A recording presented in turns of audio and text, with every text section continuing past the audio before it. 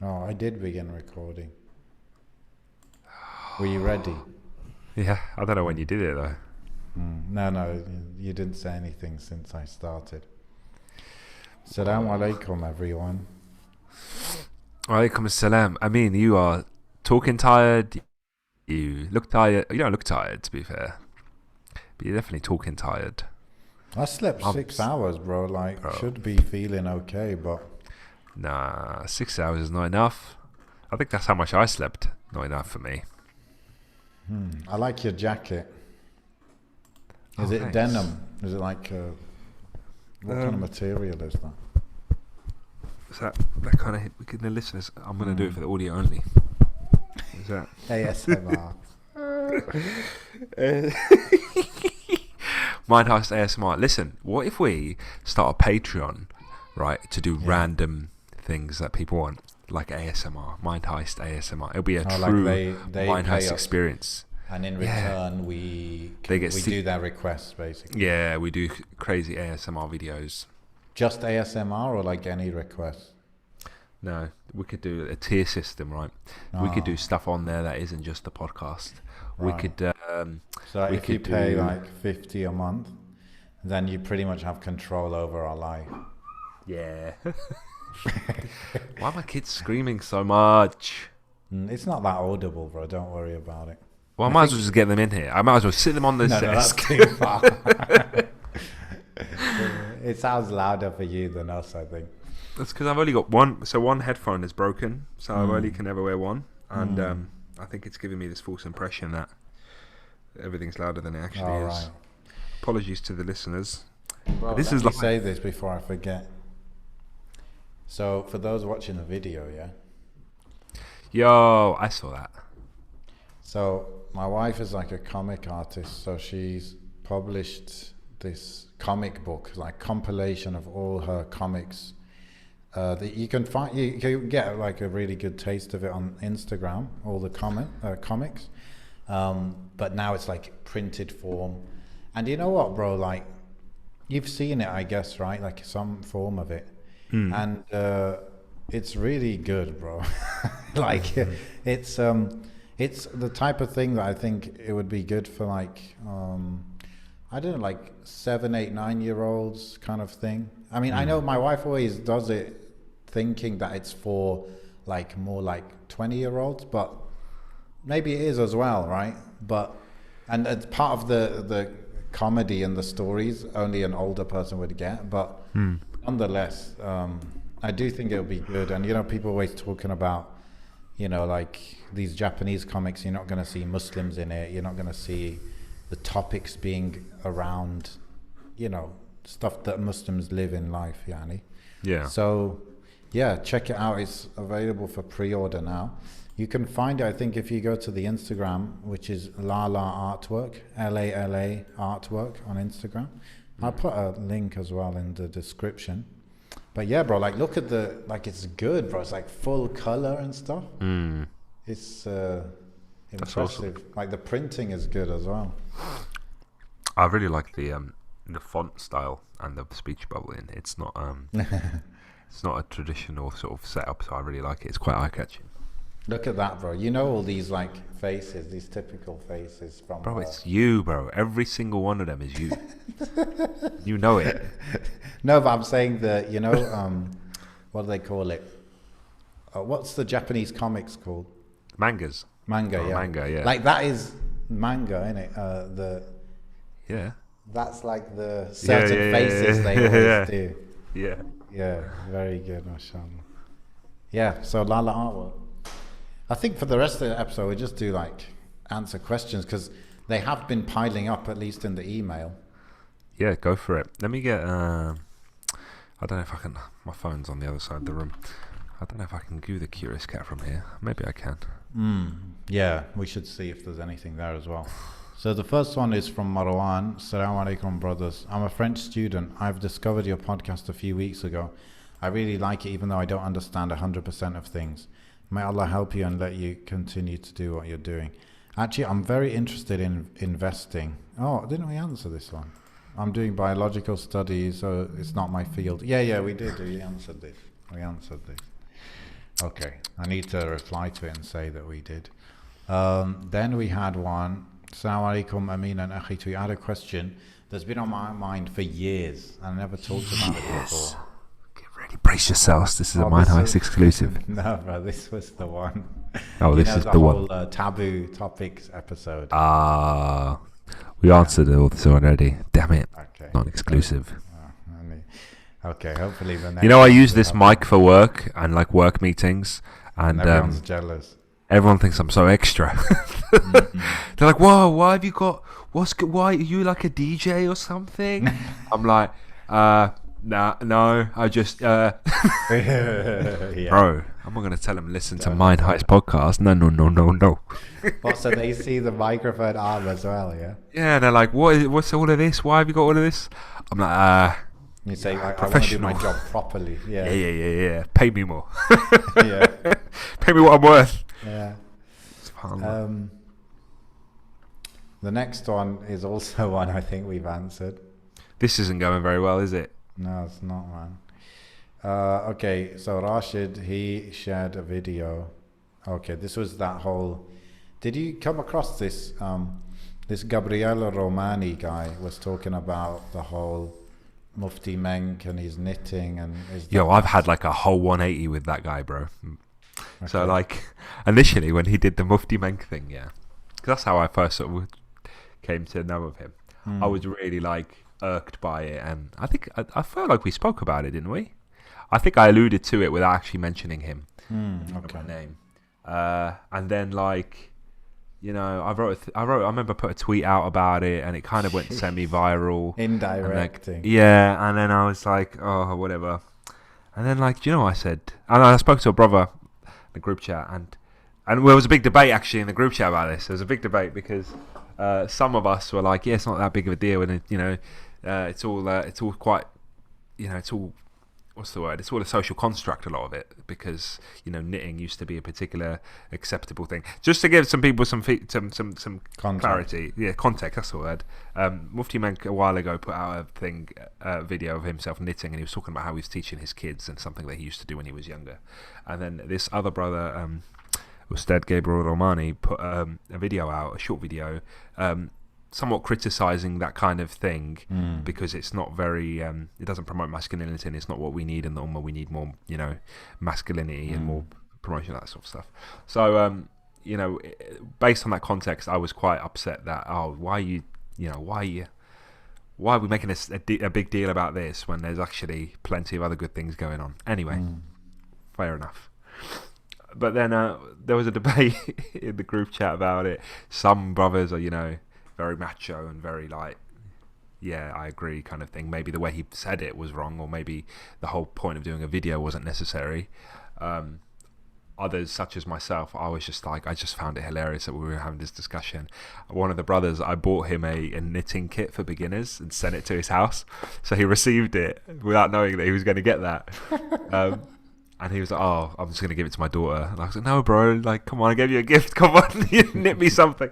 But anyway, to give the brother credit, though, Gabriel Romaani, I did eventually think, okay, I took some of the advice that the brothers told me in the group chat, and I said, you know, let me check out his videos, let me see what he's about. And actually, when you take that video that he's done in the context, the wider context of his entire channel, then it's like, oh, okay, fair enough, I understand. Exactly. But when you watch it, like, on its own, like I did, I came across it on its own, and I actually messaged him, you know, not to say that I was indirecting and all that stuff, because that's what it sounds like. It sounds like I was making tweets and stuff, but I actually messaged him afterwards, to which he replied, and I said, listen, I initially I was really anti this, and I spoke about it, etc., whatever, but seeing your entire channel in context, it did make me have a bit of a shift in perspective, and that is something that I'm quite happy happened, because it's not often that we are, sincere enough to have a shift in perspective in an online debate stratosphere sort of thing. We're very stuck on our positions, and we're not open to change and stuff. So I was quite happy that I did that sort of perspective change, and I allowed a bit of my dimension to change a little bit. But what about you? What do you think about the whole thing? Yeah, I'd been following him for a few, I'd known of him for years, but I have been I like followed him on Facebook like at least 3 months ago, maybe 3, 4, 5 months ago, because he's in that sphere of talking about masculinity, and since I'm also in that, I thought let me see what is going on in this kind of You're not in that until you put that book out, bro. Don't self-proclaim it, okay? Wait till you actually establish yourself, then say, then I'm in that sphere as well. I mean, I take an interest in the topic. I'm one of their world leaders in talking about Muslim masculinity. I might change the bio on this on our social media. Instead of sensible, say most masculine. Most masculine men. But anyway, go on.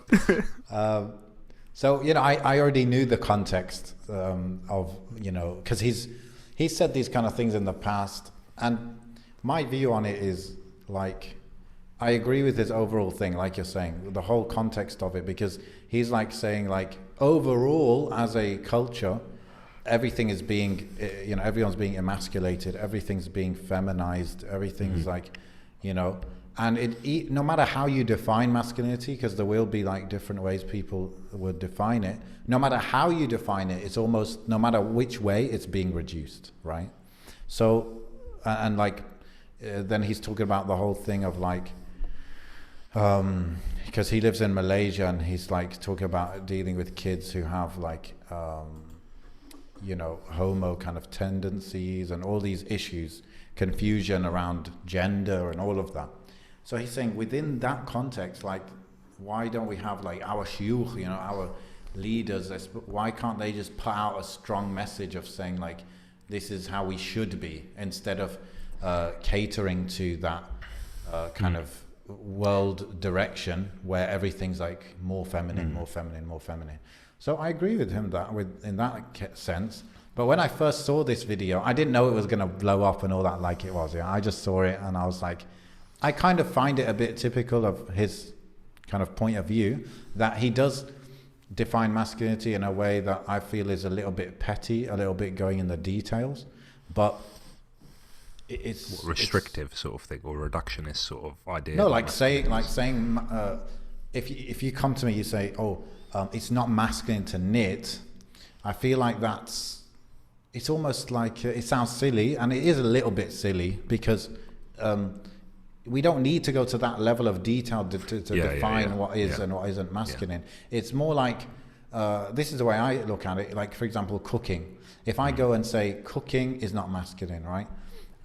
Some people would say it's not masculine to cook, but for me, it's almost irrelevant. The cooking itself is irrelevant. What matters is the attitude with which you do something. So cooking is a good example because it's very masculine in the sense where you find a lot of men who are top chefs, and this is the thing that makes it masculine for them, is that they love the challenge of it and being the best. Right? Yeah. So that's where the masculinity of cooking comes into it. The femininity of cooking is caring for people, feeding people. Yeah. Right? I mean, this is how I would prefer to define things, rather than going to some petty detail of cooking is this, cooking is that. No, it's like being competitive is masculine. Being caring and nurturing is feminine. That's how I prefer to go a little bit one level up in terms of abstractness. I still ultimately disagree with the whole thing, that particular knitting video.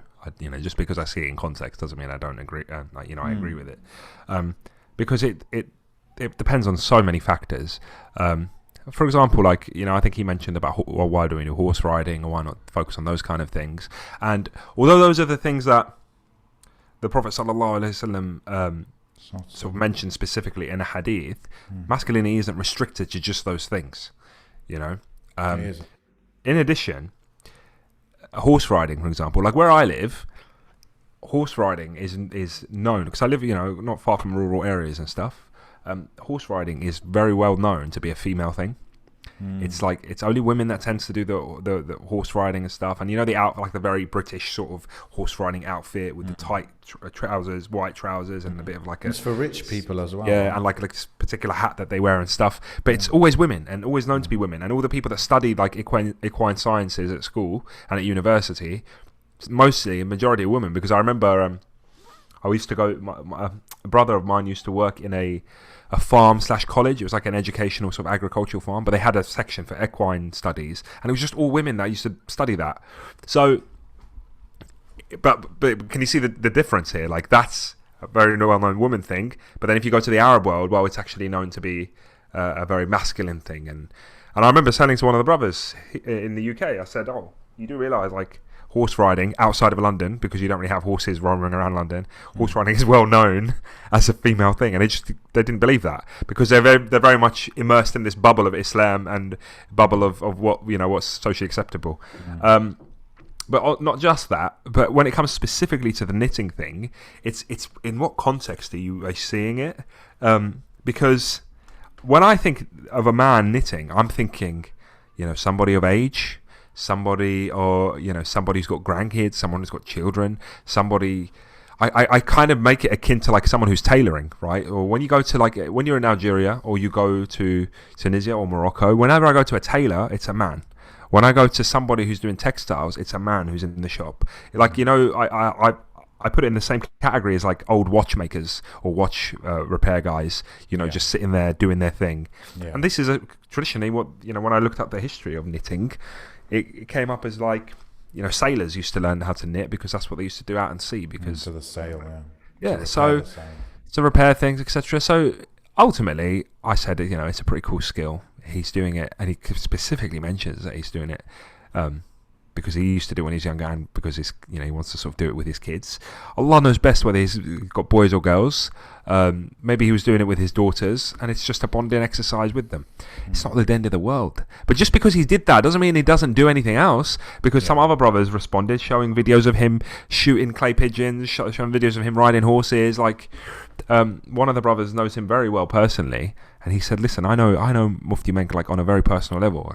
Sees him, you know, privately, etc." He says, if he said to me, you know, there's some things that I wouldn't say to you because obviously they're private, but if you knew of these things, you would say, "SubhanAllah, he's one of the manliest men that, you know, walk the earth today," so to speak.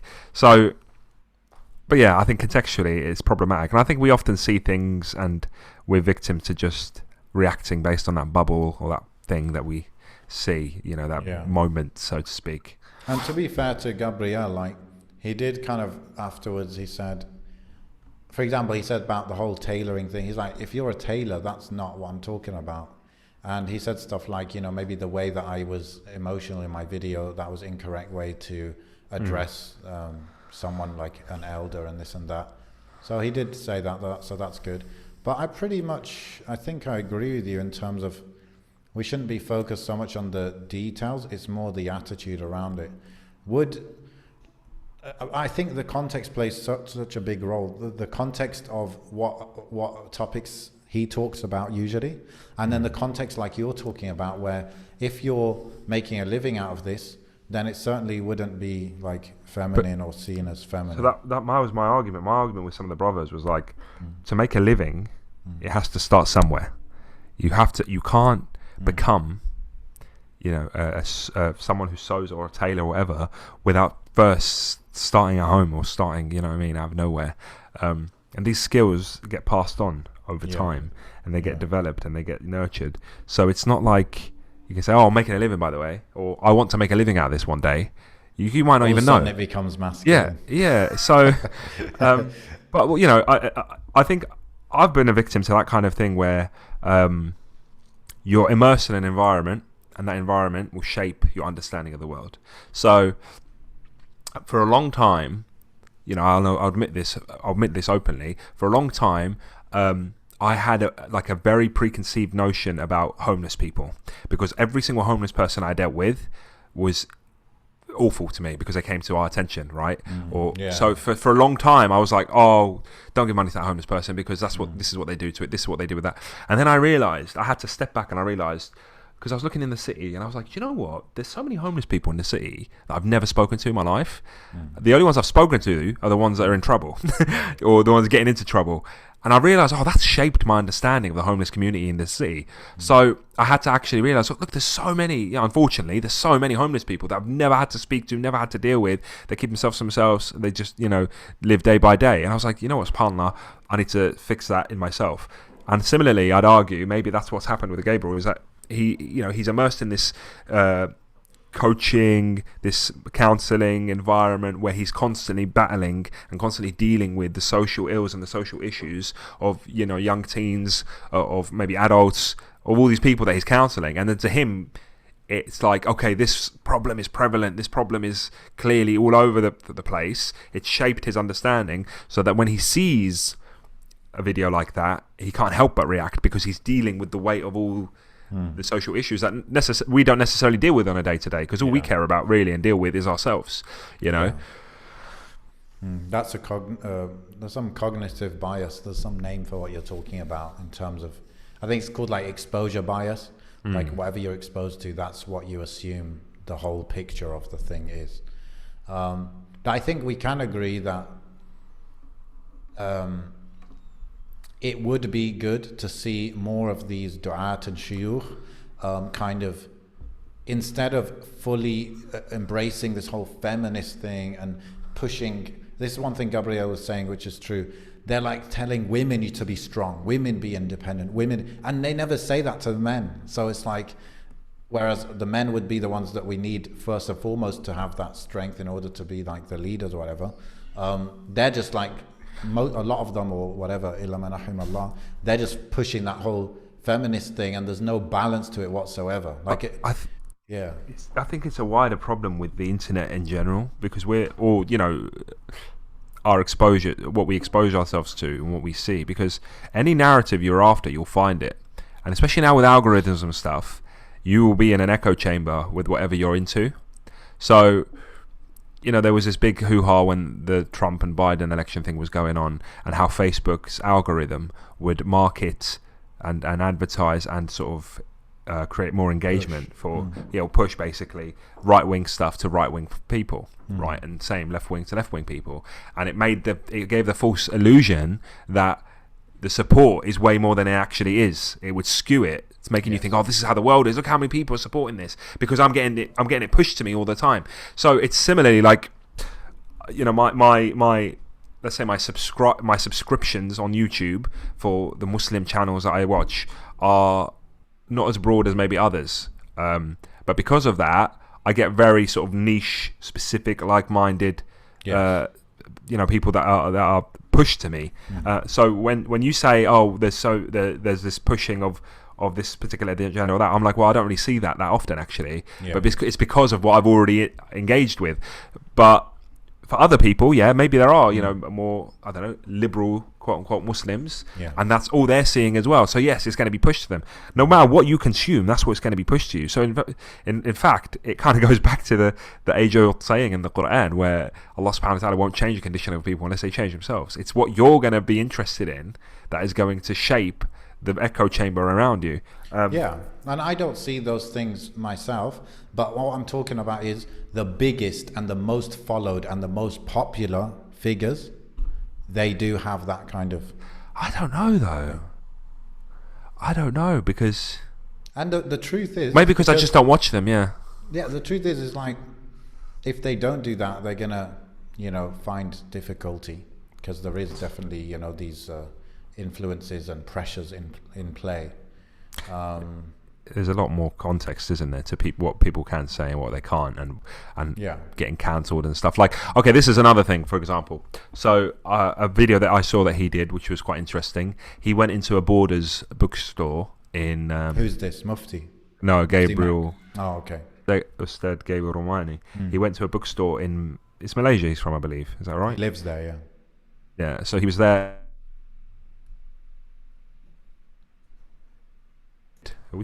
we're not recording. You just dropped off and now you're back.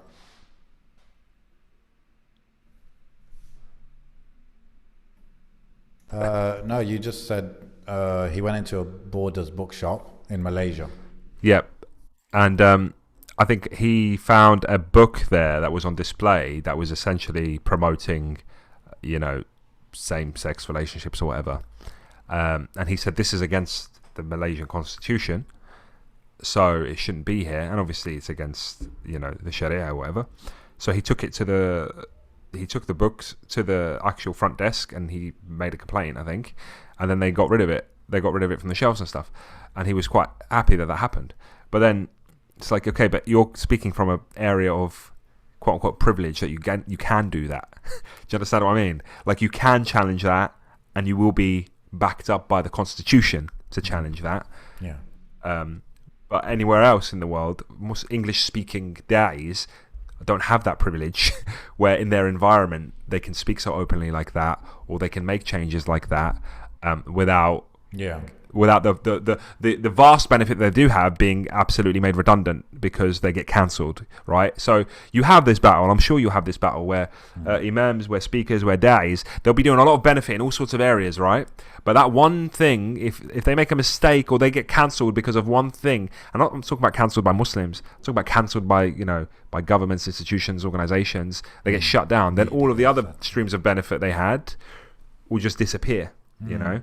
And I think that happened in the past with speaking about jihad, for example. Nobody really speaks about it, and speaking about it in its proper context, and it's going to happen again, and it's happening now with maybe not so much feminism, but definitely with homosexuality, with those kind of aspects. It's a sad state of affairs, but you have to remember a lot of it is the environment, and also. You have to remember, it is the internet. It's what was published. It's what's put out. It's not what's discussed in private or in the masjid or with somebody. There's shuyukh that will speak a very acceptable narrative out on the internet. If you were to sit with them and have an actual discussion, like as a real human being, like we were made to do, privately or in a small group or whatever, you're going to get a completely different flavour and a different kind of, I'm not saying an extreme flavour, not at all, but I'm saying you're going to get the things that you might not be able to get out in the media. Definitely, that's true. What was I going to say? Just what you're saying now about, this is why, bro, because obviously I've been following, you could say, what do you even call this? I guess the whole Islamic space online. Been following that for 10 years, and I try to observe and take lessons from things. And one kind of principle or lesson that I've clearly taken is to never censor yourself too hard. Only censor yourself when you really, really think that it's wrong to say it. But if it's not wrong to say it, you should say it. Because what happens is, and this is the story I think that happens with a lot of the popular speakers, right?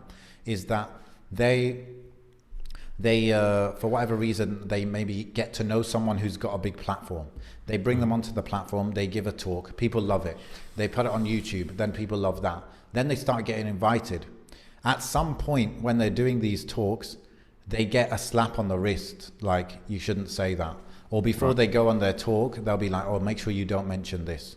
Yeah. Now, at that point, of course, they've got a decision, should I comply or should I not? If I don't comply, I won't get re-invited to these kind of things, etc. Now, what happens is, in that person's journey of getting more and more known, more and more videos are going online, more and more talks are being given, the pressure for them to conform to that impression and that image of themselves that they put out there becomes more and more and more. Because if you have been kind of quiet on a topic, like whatever, for example, you never came down hard on homosexuality, right? You were just kind of didn't really talk about it or whatever. If when you've got the 1 million followers or whatever, then you start going hard, firstly it's just hard to do because the resistance is there. You've made all these you've got this network of people who push you all the time. They push you to do this talk, they push you to do this live stream, and then all of a sudden they're like, and that if you just go real all of a sudden, that it's going to mess up. So what I've taken from that is just be real from day one. And this is what I think people like Mufti have done, where he's just completely himself. Anyone who embraces him as he truly is, and they say, give a talk here, do a video for us here, he's cool with that, he goes along with it. But they're always inviting him based on the fact that they know what he's really about. And so he's that model, I think, is the person who they might not get invited to these big things, but they're staying real, and they never get this issue where they have this pressure to comply. And I think that's the right model to go I think in all of these arenas as well, it's very important to have that sort of, I'm trying to think of the word, I clearly don't have it, but just the verbal sort of skills. I know there's a better word or better phrase that I'm trying to think of, but just the ability to navigate in that space, in that conversational space, in a very smart and educated way, without coming off as ignorant, without coming off as dismissive, and you just need to know how to navigate those spaces. And do you know what? We navigate these spaces every day. Like living in the West, you navigate those spaces, especially if you're, in a professional sort of environment. I've had to navigate those spaces all the time. People have come up to me, asked me, colleagues have asked me who are homosexual, whatever, and they've just straight up like, okay, we're two of us in the car. They want to ask me, okay, what's your view? What's this? And they'll ask me the question, and it's like, okay, how do I navigate this space without coming off as offensive, derogatory, and getting fired, whatever it is. Do you know what I mean? And then you have to draw parallels between, what you believe in, what that's akin to, and also do some fact checking, dispel some myths, because there are a lot of myths surrounding that issue. There's myths that, there's myths surrounding what our position is as Muslims, and even Muslims themselves believe in those myths, such as, for example, homosexuality as a sin that is what acted upon is different than a feeling that somebody has. Do you understand? And I don't think we get that. So like, you might have somebody with particular feelings or inclinations, and there's Muslims that completely dismiss them way before they've ever committed an act or engaged upon it. But then it's like, what's the difference between that? I mean, there's a big difference, but generally speaking, what's the difference between that and your inclination to commit any other sin? Asliyan, if you've got the inclination and the waswasa to commit a particular sin, but you haven't done it yet, nobody's cancelling you. Do you understand what I'm trying to say? But you get cancelled before the sin has been committed, so to speak. There's Muslims, akhi, that may struggle with certain feelings, struggle with certain desires, right? No matter what they are. But there's only a specific type of Muslims that struggle with particular type of desires that we can cancel and excommunicate straight away. I'm talking as Muslims as a whole, right? And I'm talking about because they don't have this nuanced understanding that this is actually a test for them, just as you have tests yourself for certain other things. There's Muslims that are tested with haram relationships or the desire to fornicate. There's Muslims that are tested with the desire to drink alcohol. There's Muslims that are tested with music. There's Muslims that are tested with all sorts. And some things are more acceptable to us than others. Definitely. I think that is true, and we shouldn't, like, if someone like confides in you and says like, oh, I've got this issue, they're doing it privately. It's not like they're going out there publicly being proud of it. If they're doing it privately and they're actually admitting it's a problem, then we should be very like sensitive and careful about that and be like that helping friend. But I don't think we are, bro. I think as a whole, exactly. we're not. And that's my issue. Like, so I was watching. However, bro, but I just want to say, if they come out publicly proud of it, even if they didn't do the act, I understand. then I'm going hard. I understand. It's important as well to mention, like, the people of Lut in the Quran, like, there's like I think it's Surah Hud, for example, there are many of the different prophets sent to different people, Ad, Thamud, this and that, and Allah tells the story of each one, and Allah says the punishment of each one. It's Lut though. Lut's people got the maddest punishment, right? Their land was lifted up, flipped upside down, and the fire rain was put on it, and it was smashed into the ground, the maddest one. So we also have to, be real about that. But no doubt, I agree with what you're saying. But just to flip it on its head, no pun intended, on that story, Lut alayhi salam also remained, and he carried on giving the da'wah, and even though they were at his door, he still persisted in a da'wah that wasn't, it wasn't, I wouldn't want to say dismissive, but to the extent where he was even saying to them, advising them, look, I have daughters, like if you want to get married, I can facilitate for you. Do you understand? So it's that angle as well. Yes.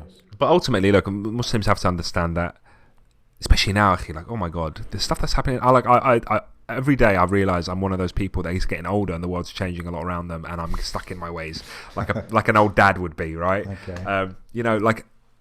Just to sort of clarify, I saw a suicide note the other day of a 13-year-old boy, and this was in the news, 13-year-old Muslim boy that committed suicide in the River Thames, but he left a suicide note, and his suicide note was referencing so many sort of like YouTubers and pop culture references and stuff, things that he's going to miss, things that he's, I'll never get to see the next PewDiePie video, I'll never get to see, stuff like that. And I was like, subhanAllah, like that's shaped people's lives, kids' lives. Yeah, man. That's their entire lives.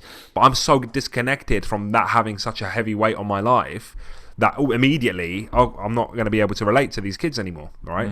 So I'm sure my son watches all sorts of stuff on YouTube or whatever, and we try and monitor it. But he's going to grow up in an environment where all the kids around him are going to be speaking about YouTubers and speaking about streamers and all this other stuff. So what I'm trying to say is there's a big disconnect there, and we need to. Why did he commit suicide in the end? I don't know. I don't remember if I read the whole note, but usually it's somewhat of an existential crisis. But my theory, one of the YouTubers he referenced was a YouTuber that I used to watch a while ago, and that YouTuber committed suicide last year or the year before by in New York by jumping in the river. So I was like, I don't know if that's something to do with it. I don't know if that kind of influence has found its way there. There is this affinity, even I found it at work. There seems to be this affinity between people who've committed suicide and the people they left behind. And usually the people they left behind, they find some sort of connection with that kind of shared end. Like they feel like to get closer to the person that left them, they have to do the same thing. Like I remember there was it's happened quite a lot, but usually these cliffs that we have down south are very, very popular, unfortunately, suicide destinations.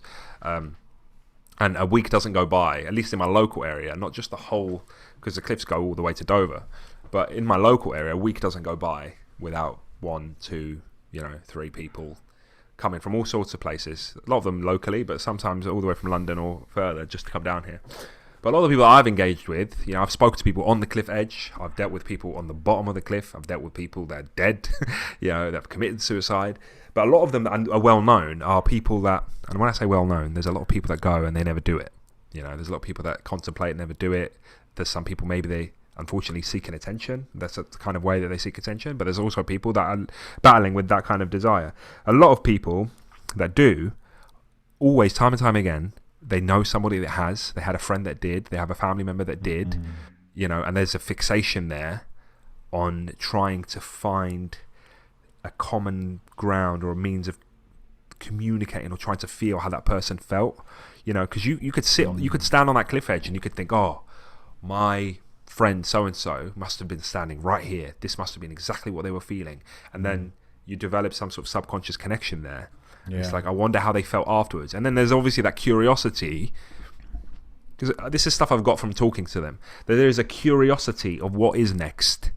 What is my friend so-and-so experiencing right now? Yeah. Are they happy? Are they relieved? Are they resting now? Did they achieve what they wanted? And then it's like, and the answer for that question is a step away. Can you imagine? Like, the answer to your question of what is next is literally a step away.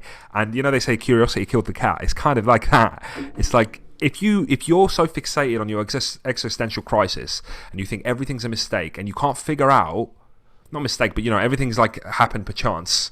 And in that sense, in the grand scheme of things, what is next? And you don't have the guidance, then that question can really play on your mind. It's like, what the answer to all these questions that's been driving me insane for all these years is literally one step away. If I step forward, I can find out exactly what it is. Some people have that. Some people obviously are feeling all sorts of pain and distress, and they want the pain to go away as well. But it's a combination. And when you're faced with that choice, Akhi, it's like a secret door. It's like a door that if you just open it, but you can't come back. But you can't come back, and this is it. But think about that, subhanAllah. Think about, put yourself in the shoes of somebody who hasn't been blessed by Allah subhanahu wa ta'ala with the knowledge of Islam and the knowledge of our purpose on this world, that question can just drive you insane. That question, when the answer is right there and like you're able to get it and have the knowledge, for better or for worse, or might not have anything, but you just know that whatever the result is a step in front of you. It's very difficult because as human beings, we are, I think there's something innate in us that wants to seek knowledge, whatever the knowledge may be. We're interested in things and we're curious. I mean, the connection element, I can definitely understand that. But what I'm talking about, the curiosity is linked to that connection with whoever it was. Yeah. I get it. It reminds me of this book by this guy, I think it's Johann Hari. It's called Lost Connections, and it's basically like the truth about depression. And it's a good title because ultimately people are experiencing more depression than before because of being isolated and not having connections with other people. And he's written another book called Chasing the Scream, which is about addiction. And again, I just finished reading a book on addiction. A lot of it comes down to connections and how a lot of the time it's how the closest people in your life treated you. That a lot of addiction comes from that. But yeah, connection is a big one, man. Definitely. Because someone's so real and so alive. Like, look, end of the day, me and you, we're here, and one of us is going to go first. And it could be, it's Allah knows best, could go at the same exact time. But one of us will go first, and then you'll have this, it'll be weird, won't it? You'll have this 100-odd episodes of a podcast where we've just been talking every week, and then suddenly it's gone. But you can just go and replay that stuff, and it's like I've never left, Like that YouTuber that died, that committed suicide, sometimes his stuff gets recommended to me, and I'll click it and I'll play on it, and I'm like, this is crazy. This guy's dead now. He's dead, but he's talking, he's got his streamers, whatever, his people, his audience is interacting with him, he's making jokes, every now and again he might make an odd joke about death or whatever, because that's what they do, it's just a joke. But then it's like, what he said there kind of hits home now that he's actually not here, True, and there's like this conversation, bro. This conversation, I don't know. Allah knows best how long this recording would last on the internet. Probably forever. I've got videos from 10 years ago. I've got videos from 12, 15 years ago, whatever. I could see them on my computer now. So that imprint remains, and then it makes you feel a bit of a void and a bit of a like, how can this life that you can see so alive right now that you're interacting with, what is that person now experiencing? Where is that consciousness? And there's something if you watch a YouTuber, especially if you watch all their videos, you feel like you know them, isn't it? So yeah. You feel like you've got that connection with them. Because it reminded me two people I know that were in school with me, they're dead now. And neither of them were Muslim. But that hearing about their death kind of, it does make you think about it, and like it's different to when you just hear of anyone else dying, isn't it? Basically.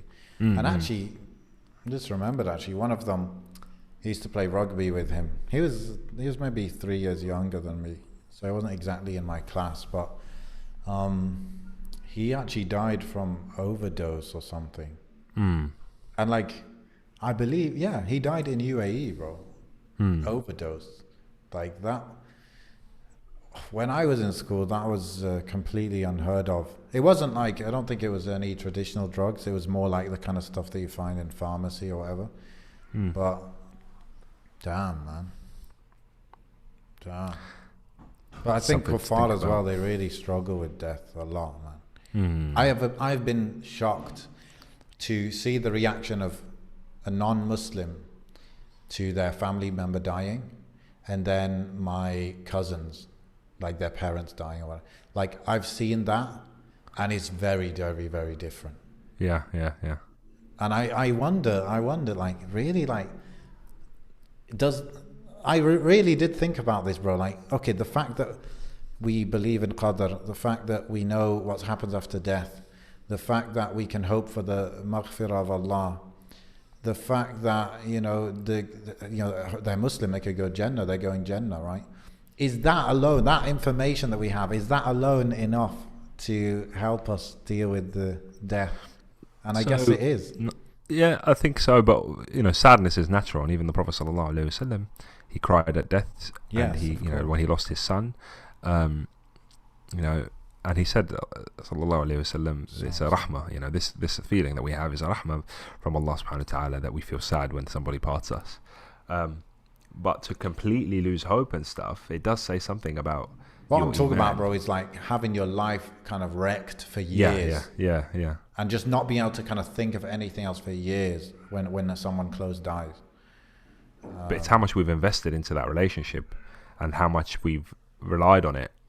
Because certain, I think a lot now about. I think a lot about my father leaving us, but I also think a lot about like my kids. Like, what's to say my kids are always going to be with me, And I just take it for granted and stuff. And I'm like, oh my God, do you know what? Yes, my father dies, I'll be absolutely distraught. If my mother was to leave, I'd be absolutely distraught. And then I'm like, but if my kids were to leave, I don't know how I'd handle it. I don't know how I'd carry on. You know what I mean? And I know that I understand logically. I understand. Of course, Allah subhanahu wa ta'ala, there's Jannah, there's all this, but like just being apart from them for a particular amount of time is so difficult. Just the thought. So that is one of the things, I pray Allah does not test me with. But at the same time, you can rationalize it. You can say, okay, I'm a Muslim, I understand. This doesn't. Yeah. These kids don't belong to me, Yeah, and it reminds me a lot of, Sheikh Bilal Asad when he lost his son a year or two ago. Allah yarhamu, and his brother, and he did that very thought-provoking. I think it was a podcast or an episode where he spoke about it at length. I remember listening to that, bro, in the car park, in Sainsbury's car park, bro, and I remember just crying my eyes out because I just suddenly. It all made sense what he was saying, because I had established that relationship with my own kids, maybe not to the extent he has because his son was older, but then it just made me think, and I just could not stop thinking about being in his shoes. But subhanAllah, he's picked himself up and he's carried on continuing with the da'wah, because if anything, it's probably made him stronger in the long run. And alhamdulillah, his family looked like a family that are practicing and God-fearing family, and his son as well. There were some brothers I knew that said that they'd met his son, and very similar to his father. So I don't think he has a fear there about his son's akhirah, so to speak. But when you do have a fear for somebody's akhirah, it's different. It's a difference. It hits differently, and subhanallah, I've got family members that are very far from the deen. I've got family members that probably don't consider themselves Muslim, likewise my wife. And it's like, how do you live day by day knowing that that's your reality? The closer you get to deen, like this Ramadan, the closer I've got to reading the Quran every single day, countless times, and being reminded constantly and immersing myself in the deen this way, the more I immerse myself, the worse I feel for those that aren't. The worse I feel for my family that aren't engaged in this. And it's like, it drives you up the wall, because it's like, I've opened that door. That door we were talking about, I've opened it. I know what's there now. I don't need to jump. I don't need to step forward. I know what's behind that door. You either do not care what's behind that door, or you're just fooling yourself into, lulling yourself into ignorance about it. Allah knows best, Allah knows best. Bro, when these people jump off the cliff, yeah? Do they land in the sea or like at the bottom of the cliff? No, there's particular types of areas. So to the left, there's very sort of rocky kind of. It's just rocks. It's not a path or anything. But predominantly, there's this big path. So there's a big like sort of footpath where people go walking, cycling, etc. Quite a wide one, and it goes all the way to the centre of town and beyond. So it depends. I don't know if any of it actually goes straight into the sea. Okay. I don't think it does. It depends when the tide's up for these, for the ones to my left. But generally speaking, it's all kind of facilitated beach. So what it is like walkway, and then the beach is after the walkway. So what happens to the bodies? So they generally, the call comes in when they're and on the edge, because it's kind of I mean, I can't drive along there without keeping a lookout all the time because I'm just expecting it again. But people will see that somebody's on the edge or on the wrong side of the fence, and then they'll call up, and then, most of the time you get there and they're still there contemplating or having a crisis, and you discuss with them enough so that you can then take them to a mental health nurse or something along those lines. But unfortunately, sometimes before you get there, they've already gone. Sometimes nobody's even noticed them, and they're found at the bottom.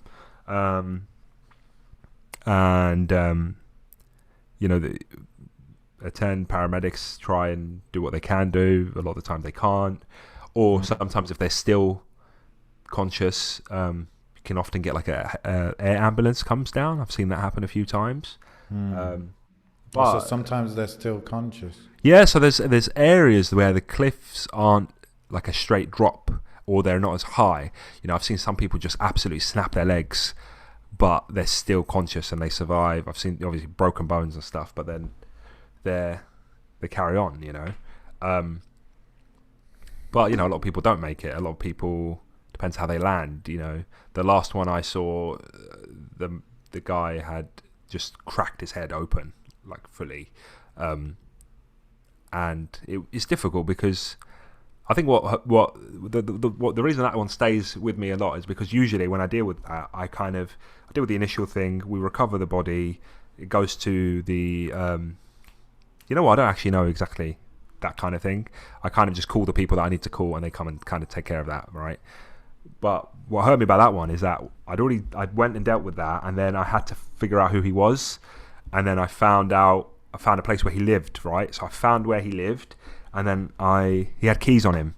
So I took the keys that he had, and I went to his house, and he lived on his own, and then I had to search his house for, any signs of sort of malpractice, any sort of coercion, any sort of suicide note, etc. And I remember this guy. He lived on his own, and his house was pristine. He must have either just tidied up his house before he left, or flat, should I say?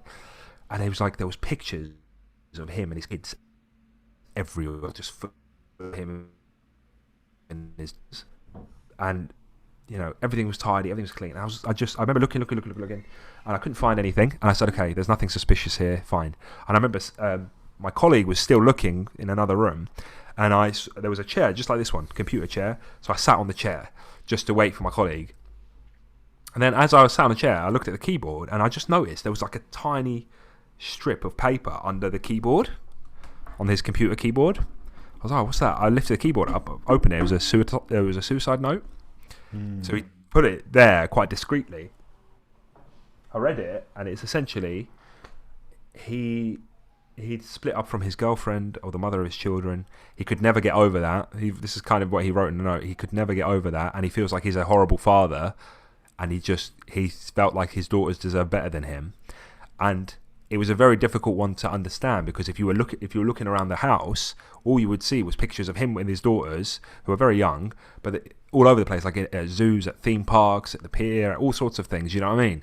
So I'm just like, oh, how could somebody feel that their kids being without them is better than them being there with their kids? And Allah knows best what the situation was, etc. But from what is apparent is that. But it made me sad because not only did we deal with the bottom, we had to try and figure out where he jumped from the top. So obviously, cancel out if there was any sort of foul play, if anybody's pushed him, whatever. But at the top there was a beer can, a half-drunk beer can. So I was like, okay, this is where he must have sat. And then I found the same 6-pack of beer. There was only 5 left in his fridge. And then you just suddenly have this story in your head. So this person has got up this day.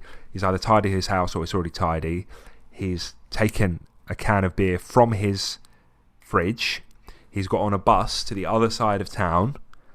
He's then sat possibly on this cliff edge drinking his beer, never finished the beer, and that was the last thing he did before he died. And it's like, wow, it's like a plan of action. Like there's a plan that he's planned this out. It's a premeditated sort of thing. Oh, Allah knows best. Maybe it wasn't, but you understand what I'm trying to say? There's a big thought process behind it. But once again, these people do require support, they require guidance, and they require the help that we can give them. And unfortunately, we don't do that too much, Yeah, I'm kind of speechless, man. But it's, there's Muslims that go through this as well, and I think that's what we can be dismissive about. And I can't say I've ever had that thought. I can't pretend that I feel like I want to end my life, or I've ever felt like legitimately ending my life. Maybe I said something out of ignorance before or something, I don't know. But for someone to battle those thoughts on a day-to-day, then it's we're not in the time where we can just sort of just say, get closer to Allah subhanahu wa ta'ala. But ultimately, getting closer to Allah subhanahu wa ta'ala and this religion is a solution to every single problem ever. And I fully believe that, and I'm confident in that, 100%. There are things that need to take you to that first. You can't say to somebody, just worship Allah, fear Allah. You have to take them to that space where that becomes a desirable thing to do. You understand? Yeah. You have to encourage them into that space. You can't just tell them that is your solution, go figure it out. You have to basically hold that person's hand, either physically or metaphorically, and guide them to that comfortable space where Allah's worship becomes the most important thing to them. I mean, you've got the message and the messenger, and of course, what we're lacking is, of course, the messenger element. And Allah said in the Quran about the Prophet ﷺ, "Bil-mu'minina ra'ufun rahim." He was so concerned about the Muslims, and even animals and even non-Muslims. He was so concerned, and it was you couldn't not feel like he was concerned for you.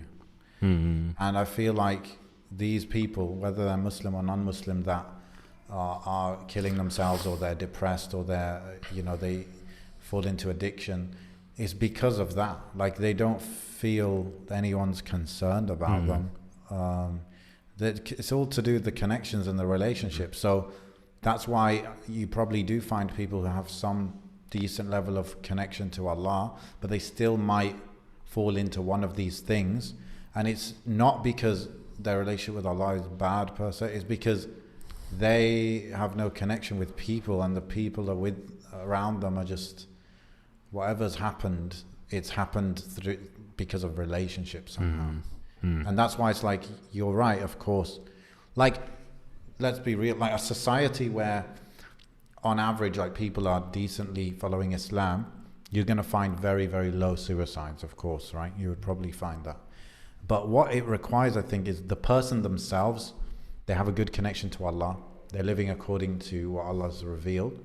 But then the people around them need some level of that as well, like some level. Otherwise, becomes very difficult, man. Like, go on. No, I was thinking how we try, at least on Mind Heist, to talk about different perspectives and different ways of looking at things that isn't always traditional. Even last week we spoke about how we try to look at death in an unconventional way, not as seeing it as like the end, but as seeing it as more of I put a clip of that on the Instagram, but just seeing it as a milestone. Did it bang, bro? Did it go viral? I don't know. But you see what I mean? Like, we're trying to think of different perspectives, and ultimately it's that perspective that shifts your way of handling hardships. And without that perspective, or missing that cog, like, you could be an incredible Muslim, you could be, but if you're missing a particular cog in perspective, you're not digesting that struggle the way you should be. Like, there could be somebody, like, for example, okay, something that is going popular on Twitter that I tweeted out, I won't lie, that it was about how people complaining about the situation of the Ummah, right? But they won't rectify their own, they will abandon their religious obligations, but still complain, okay? Majority of people that engaged with that tweet agreed, from what I can see. But there was occasionally, you would find a particular person who wouldn't understand it. They would be like, well, that's not fair. Why would you blame the victims for the suffering that they're going through, right? Which isn't necessarily what I'm saying, but what's missing is that cog where Allah subhanahu wa ta'ala speaks to us in the Quran and says to us that, to paraphrase, that the hardships that befall us are often by our own hands. But the sins that we commit, that's why we go through these hardships, that's why we're punished. But because that cog is missing, suddenly there's a big thing in Islam that you're not understanding.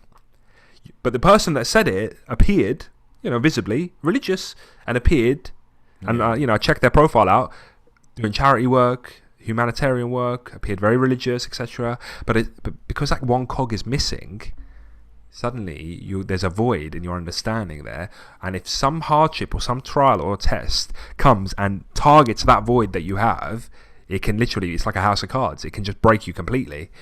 And this is why it's seeking knowledge is important, I guess, because that's the barrier, isn't it? Seeking knowledge and get that perspective. That perspective is something quite new to me, actually, like the idea that there's collective punishment.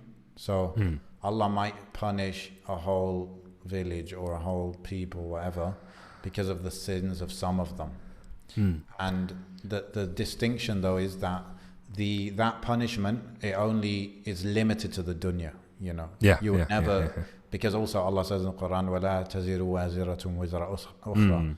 Allah will not, you're not going to get punished in the akhirah for something you didn't do, right? For the sins of someone else. However, in the dunya, it can happen. And you could do a whole analysis of that, isn't it? It's like the fact that we're that interconnected to each other in this dunya. Obviously in the akhirah it's nafsi, but of course in this life we're connected, where your sins can somehow lead to Israelis entering Masjid al-Aqsa. But ultimately, I think maybe that was spun by some people that wanted to get defensive, and the spinning was that, for example, let's talk about the Palestinian issue. Palestinians are responsible for their own sort of oppression, right? That isn't what we're saying here. We're saying that me and you are responsible for their oppression.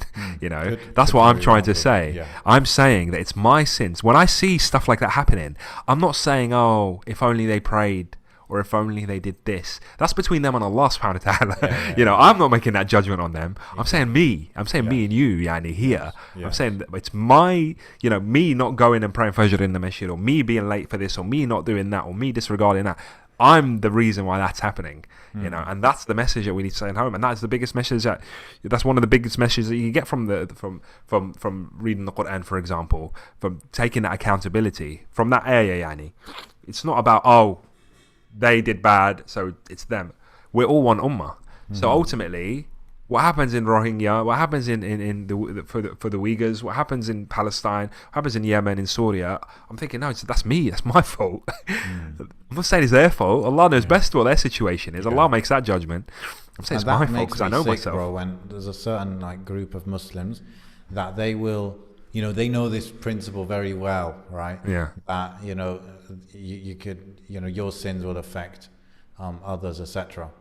But what they will do is they'll use it to say, oh, those guys are getting whatever invaded by so-and-so and imprisoned by so-and-so because they're not on proper tawheed, and it's their fault, and that and like the zero sympathy approach kind of thing. And that's the thing, it's not for them to say that. Correct, it's not for them to say that. Like, it's even if, like some people say this about the Syria situation, oh, they shouldn't have, gone up in arms, for example. Yeah, like the time to say that is before.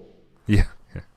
Even if there's truth to it, I'm not saying that like it's right or wrong now, but now once they start getting killed and tortured and this and that, khalas, you be quiet about that. You sympathize and you make dua for them, But some of these people, it's the opposite of the Prophet ﷺ. They have no compassion for their brothers and sisters.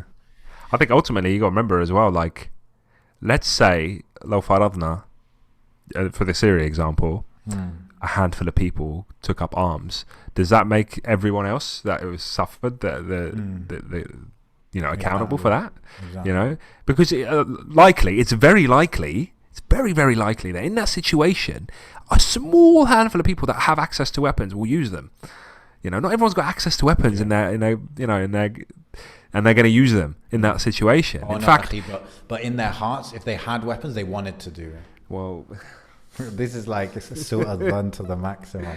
but can you see what I mean, bro? Yeah. Because Asliyan, especially that situation, and not to go on a complete tangent, but the Syrian revolution was only trying to emulate the ones that were happening everywhere else, which was just was protests.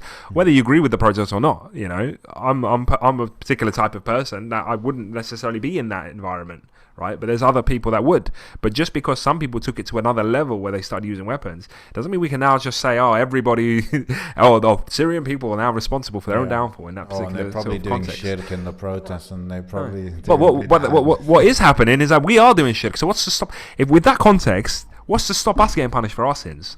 You know, whatever it may be. Yeah, and you know, they always say when you read the Quran, it should be for your thing, you know, your reflection, your benefit, you know. We're not in a position to say for other people at all. And I'm not trying to say don't judge me. I'm saying we can judge by what's apparent in terms of advising people. We can judge actions, but you can't say Allah has done this to this person because he did this. Exactly. You know, you can't say that. Yeah. You can't say that. You can't say it for anybody. You know, you can't say that for even like, you know, when Gaddafi was you know, dragged in the street and basically, you know, ridiculed and disgraced, you can't say, oh, because he did this particular thing, this is why Allah did. Like, you can't, because you don't know. You don't know. You honestly don't know. In fact, you pray to Allah that doesn't happen to you, because what's to stop that happening to you? Because just because it happened to a leader who is in a particular, hey, guess what? That happens to people daily, all over the world, that you don't know, that haven't got positions of power and leadership. So what's stopping that kind of disgrace happening to you? But he deserved it, though. Well, you know, that's another episode for another day. I'm going to wrap up the Mind Heist podcast episode 114. I'm running out of time. You're running away, bro. Bro, I don't get political like that. No. Got a lot of Libyan followers, bro.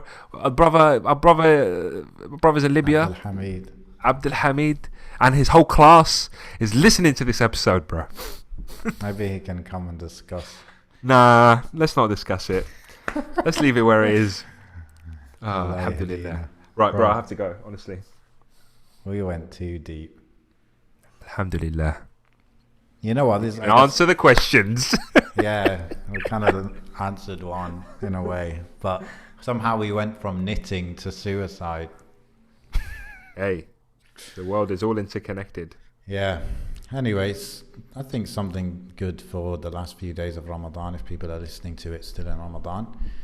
Okay, let's wrap. Just a couple of things. Remember, 3 things. Number 1, you could go mindhousepodcast.com to ask questions or email us. Number 2, check out the comic book. I really do think it's really good. I'll put a link in the description. Number 3, if you're listening in Ramadan, you want to give charity, I'll link again to the spreadsheet with all the different charities in it. And that's it. That's all I got to say. I've got nothing to plug. Absolutely no, nothing. Okay. Apart from our own social media stuff. Check out the clips that Akhi Tweet puts out. Every now and again. It's so difficult finding clips, bro. So difficult. Sit there, I'm like, it's like I'm trying to find a good one where it's just enough time there. The context is there, but we talk. Our points go forever, so you can't. Anyway. All right. سبحانك اللهم وبحمدك أشهد أن لا إله إلا أنت أستغفرك وأتوب إليك. The next episode we do will be after Ramadan, so may Allah accept from everyone. Ameen. Assalamu alaikum. Alaikum salam.